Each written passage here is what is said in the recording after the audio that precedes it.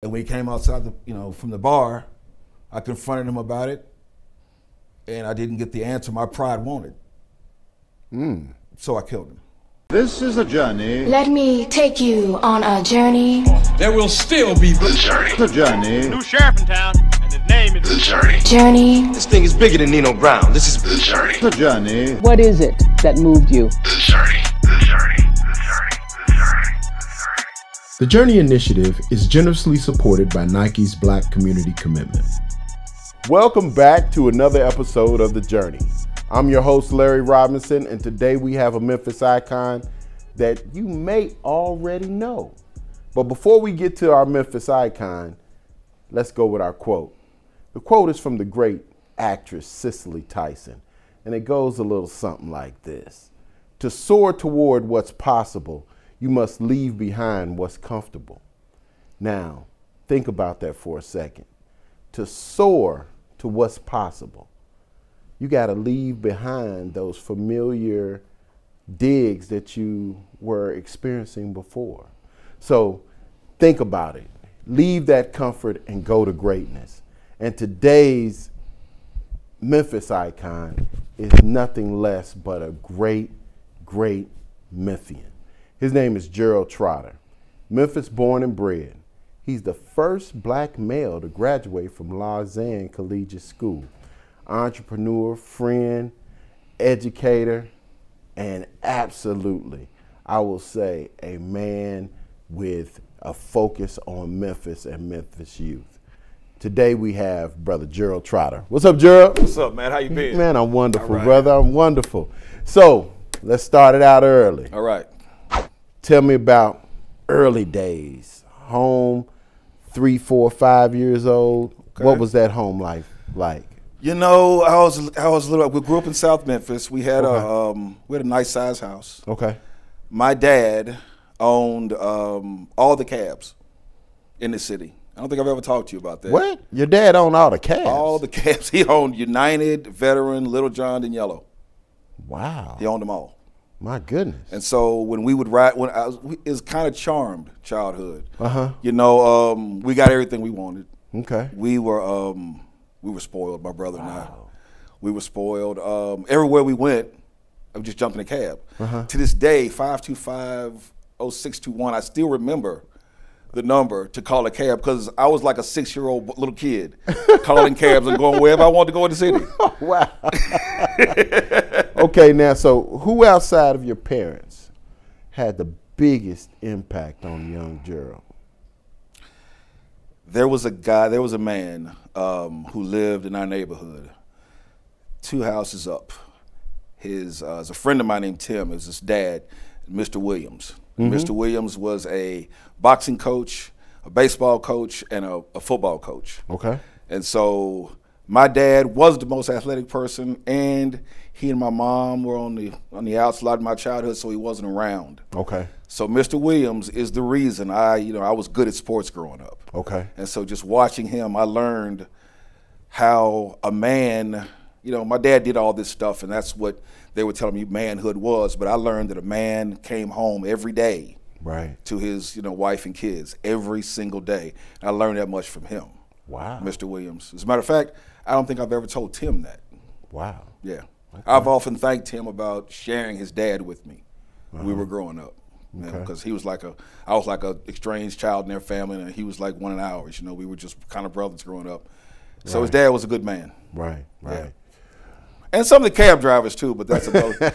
Yeah, I mean, like they were like secondary dads. Sometimes I see them more than I see him. So I learned the signified monkey. You know that? Oh yeah. Yeah, I learned that when I was like 7 years old. That what 7-year-old has a Dolomite. Dolomite, all that. Yeah. Okay, so what decision did you make as a young person that ended up having a lifelong impact, even though you didn't know it would at the time? I would say killing Jonathan Smith. Whoa.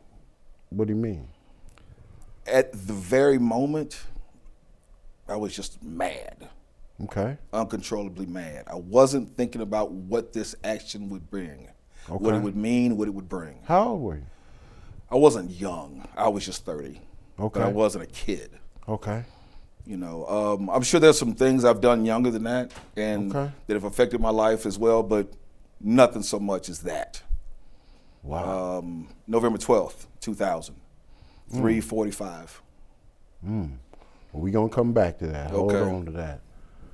How different are you from the person you dreamed you would be as a kid? I would say I'm pretty much what I thought I'd be as far as the type of person I am. Okay. I think the type of person I am, I always meant to be a serious person, a person who thinks a lot. Okay. An intellectual. Okay. I believe I'm those things. Now, because of mistakes I've made, I'm not as rich as I thought I'd be. Okay. When I was a kid. Okay. But I think I'm emotionally and mentally who I set out to be. Okay. Now, your father was an entrepreneur. He was. How did you think that impacted you in any kind of way? It impacted me in every way. I thought my father was who I should be. You know, he was just the blueprint. Okay. All I'd ever heard was how great he is, and how great he was. So, of course, I was trying to imitate him. Everything I did. Started playing tennis because he played tennis.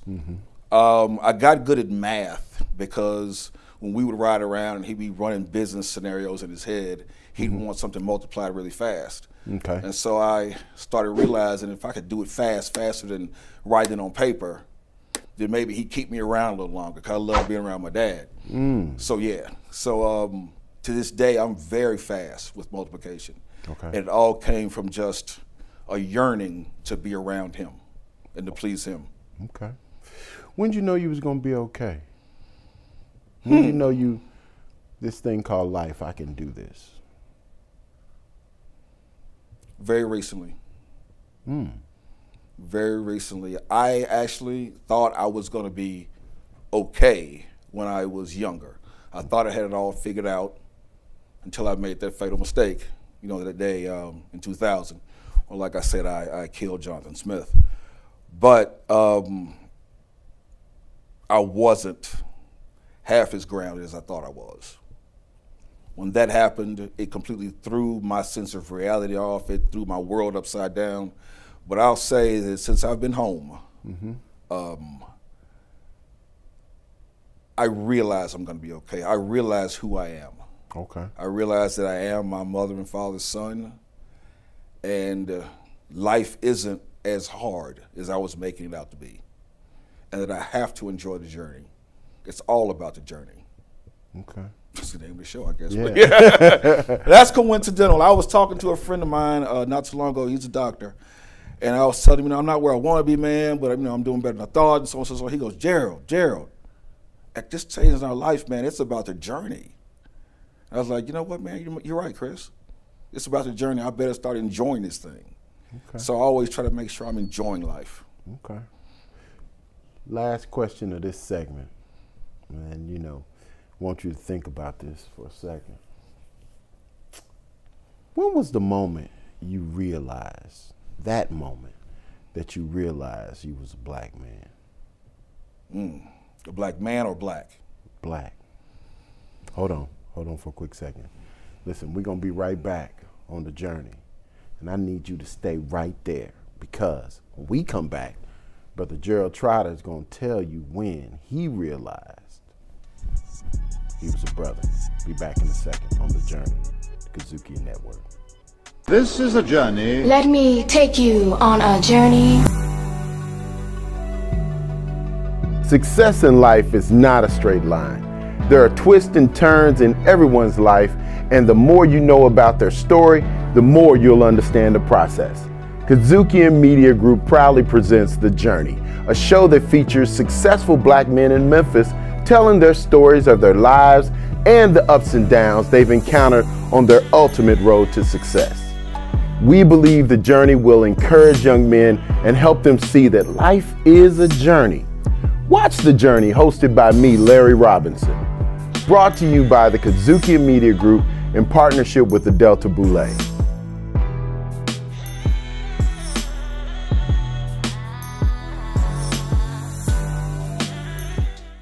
Welcome back to The Journey. I'm your host, Larry Robinson, and I told you, have I lied to you yet? We got an amazing one, but this segment is a barn burner, so stay tuned. So, Jerald, before we get to the moment you realized you were black, Okay. who are you?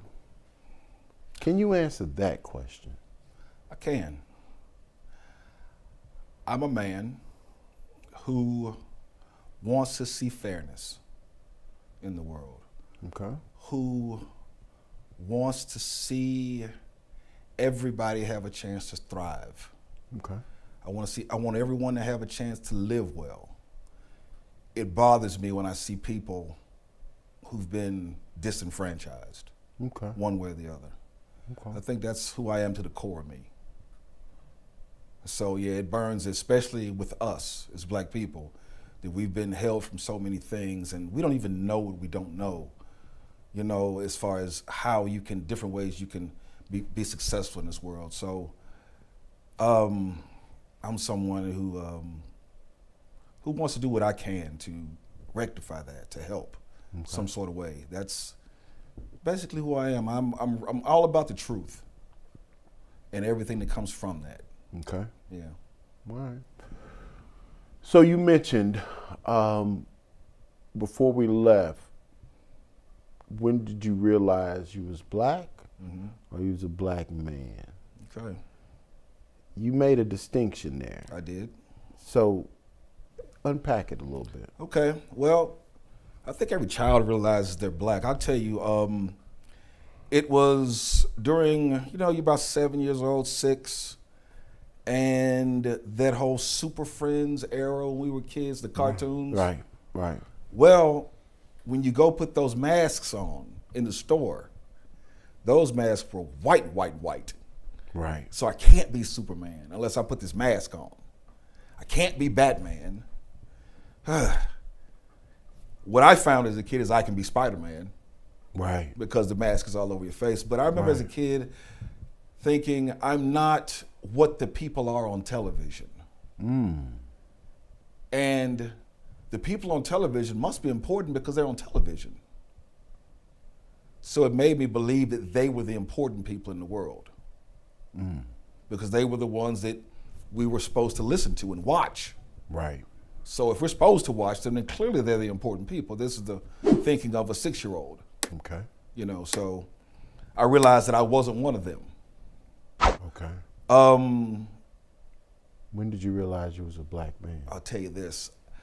I went to Lausanne Collegiate School. We talked about that. And when I was in 7th grade and 8th grade, there was this guidance counselor, and her name was Charlotte Smith. And she was absolutely crazy about me as a kid. She thought I was the cutest thing in the world. You know what I mean? She just loved to squeeze my cheeks.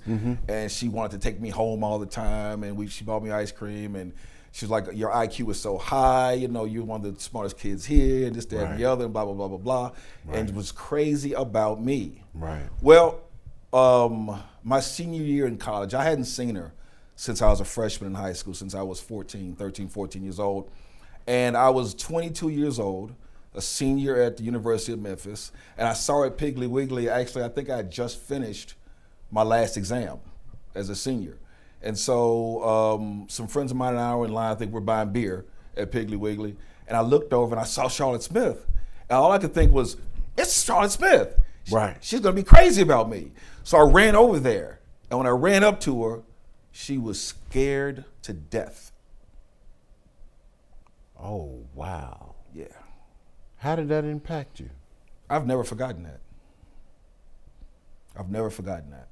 Did she ever realize it was you? Oh yeah, I mean, I had after a while, and then she was like, oh, hey, you know, but she didn't even recover enough, you know, and you could tell that she felt bad because it took her so long to recover, and she could tell that my feelings were hurt, so we just kind of, all right, well, take care, sort of thing.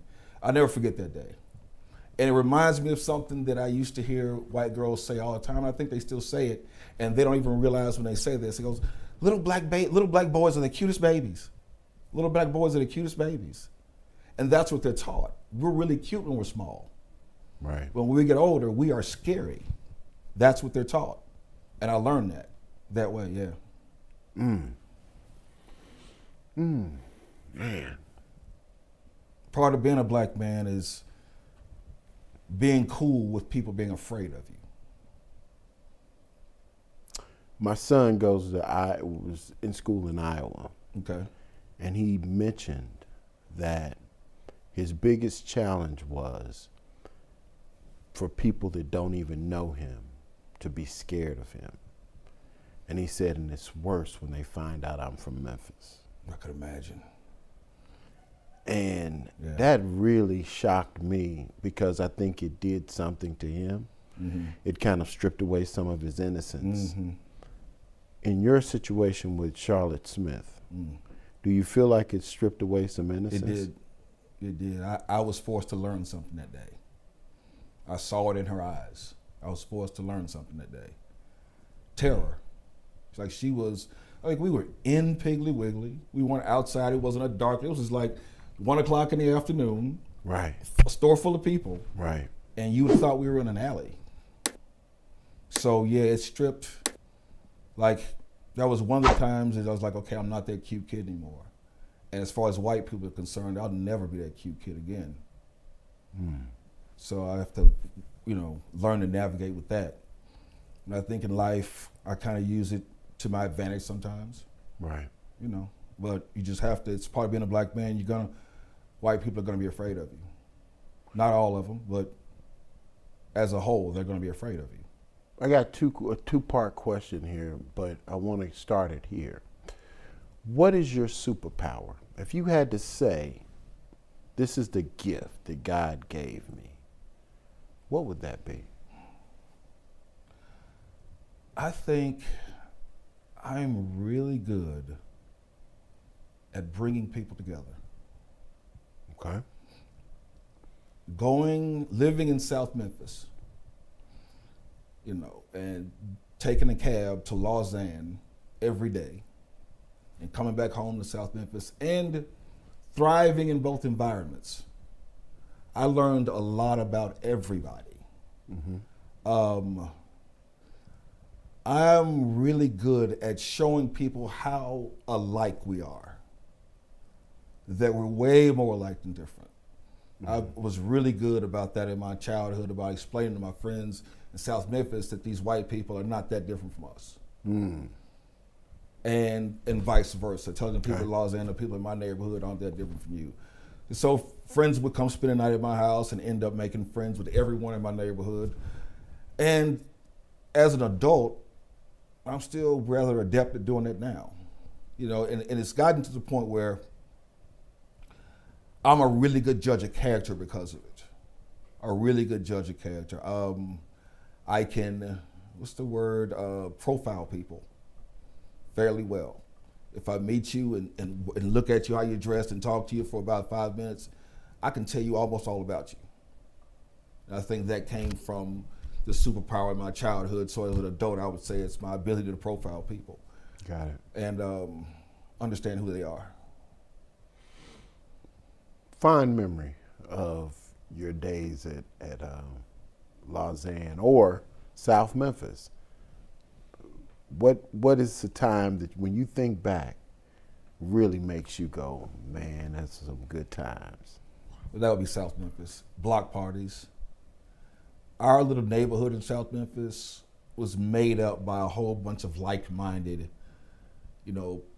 progressive, professional black people. Okay. And so they all raised each other's kids. Everyone in the cove could give me a spanking. Right. So I remember the block parties, everybody would be cooking barbecue and there'd be music.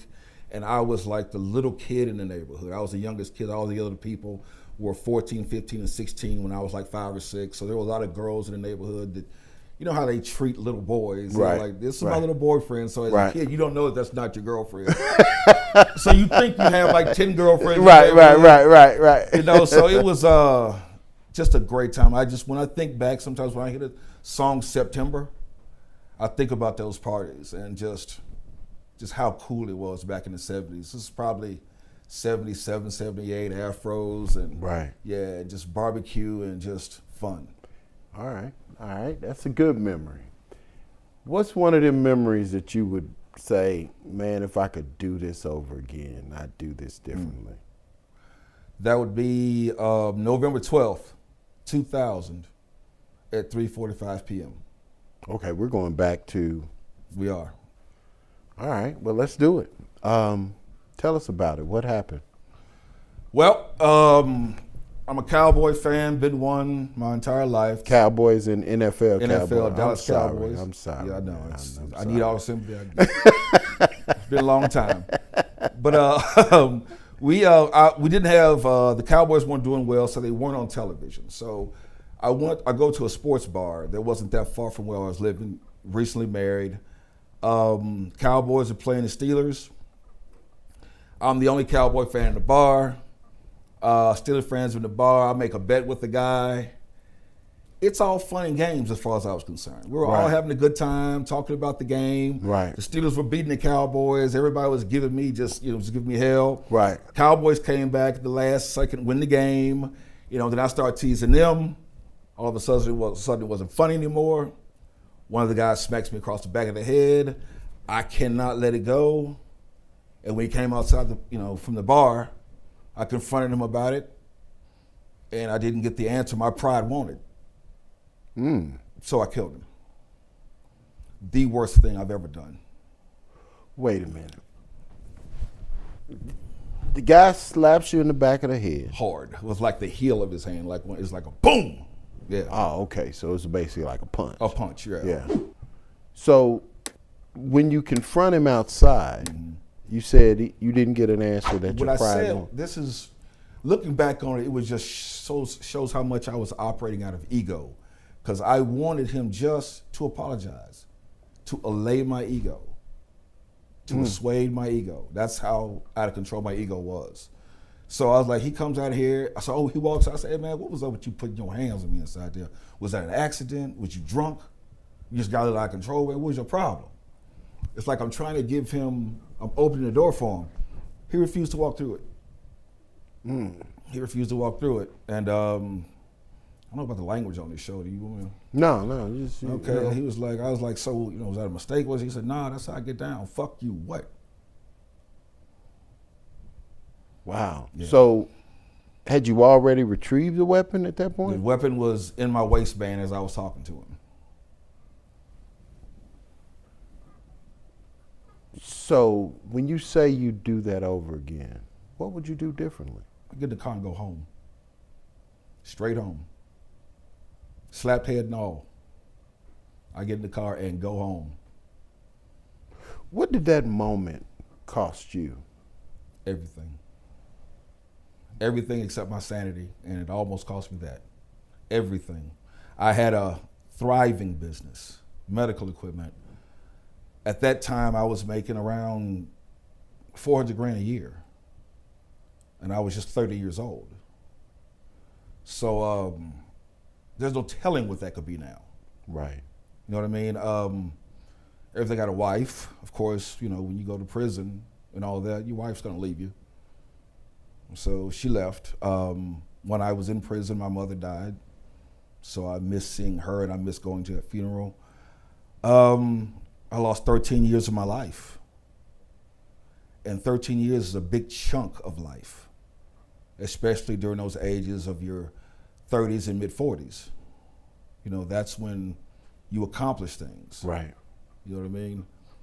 And so for a guy that had struck out the gate and had a great start, I forfeited the rest of the race. And I'm just out here now trying to realize that I was never in a race. The competition that I had in my head was just that. It was in my head. And I have a real purpose in this life, and it's not to compete with people about who has the most money. Right. Yeah. You said you lost your wife. Yeah. What was that moment like when you realized that you were no longer married? Because I'm assuming you were in prison at the time. I'm in prison. Yeah. Did you tell you a story about the sheriffs coming to the door? Yeah. Well, I'm in the county jail, about to go to prison, and I get into an altercation with this guy. He's a Muslim, and Muslims in prison, they don't all fight. I mean, they don't fight individually, they fight as a group. So it was for them trying to fight me. I did the best I could. I put my back against the wall and I held my own. Mm-hmm. But the next morning, when I was in the hole from fighting, I woke up to my cell door being opened and 2 sheriffs standing there. And I'm thinking they're gonna give me, extra charges for the, assault and battery, whatever the fight. Right. And it's not. They're here to serve me with divorce papers. And I just spoken with her like 2 weeks before when she swore to me and assured me that she wasn't going anywhere. So I saw that, I remember signing that divorce paper with swollen knuckles. I think the cop had to give me like a pen and I barely scribbled it out. So I scribbled it out. It was Jerald Trotter, fuck you. Yeah. So I think that's what I put on there. Uh-huh. So and just going back to your cell and realizing that, and realizing this person doesn't really love you the way you thought they did. Right. That's rough. That's a rough time. Realizing someone, you don't mean as much to someone as they meant to you. How do you get beyond that? You just have to realize that we're all people. We're all humans. And everyone is the way they are because of what's happened to them. So looking back on it, when I was in prison, I would have a hard time with it. Well, at first, honestly, what I would do is this didn't work. I tied a rubber band around my wrist. And every time I thought about her or start missing her, I start popping myself with a rubber band. And I thought that would make it stop. Right. No, I just wound up with a swollen wrist. And went through maybe 20 rubber bands. Okay. So that didn't work. And every time I start thinking about her, I'm gonna make myself do 1,000 push-ups. Well, 100,000 push-ups later, I'm still thinking about this, it's still bothering me. So the thing is I remember she told me about her childhood and just how traumatic it had been. And so I'm looking at things through her eyes. I think you have to see things from the other person's point of view. And this probably harkened back to all that dysfunction in her childhood. Right. And so she ran from that. Right. And so I understood that because I know that she loved me, but I know that she was a very anxious person. Right. A very scaredy person. Right. So I forgave her, definitely forgave her. Because, no one told me to shoot that guy in the bar. Right. I did that. Right. So yeah, I got past it. Okay. We're going to go back. You're going to walk in the door. Young Jerald, sitting there Saturday morning, eating a bowl of cereal, watching his favorite cartoon. You walk in the door. What would you say to young Jerald? What words would you give the younger version of you? Relax. As an adult, I've learned that I've been dealing with anxiety my whole life, and I would have just told him, relax. Things are not as serious as you believe them to be. I mean, I had a fun childhood, but a lot of my childhood I was serious about being just like my dad. And I didn't believe mistakes were allowed. So I was always really nervous about everything I did. You know what I mean? And I think, I got robbed of a lot of joy in life. I even think that my temper comes from my anxiety. Not handling my anxiety right in the correct way causes me to have the temper that I had, and that temper caused me to make a lot of mistakes growing up. So just to relax and realize that everything's not that serious, and life is here to be enjoyed. It's not a job. It's not this test that if you fail, life's gonna be over and it's gonna be a catastrophe and all that kind of stuff. It's just life, and God meant you to have a good time while you're here. So just enjoy the journey. I would have tried to tell myself that. Well, now that you've spoken to yourself, I'd like you to speak to every young person that is watching or listening to this program. I want you to look in that camera right there and leave them with a Jerald Trotterism or something that they can take with them from watching this presentation. Most of your actions at this age, under 21 years old, are done for the benefit of your peers. You may hear that right now and lie to yourself like it isn't, but it is. I deal with young children, I deal with kids, I deal with teenagers. I remember being a teenager. All of your actions are based on what everyone around you is going to think. Don't let trying to impress the people around you cause you to throw your life away. Do not try to impress the people around you to the point that you are causing a toxic environment in your own life. The people around you at this moment will not be the same people around you in 10 years. So just don't worry about impressing those people. Impress yourself. Be yourself. To soar toward what's possible, you must leave behind what's comfortable.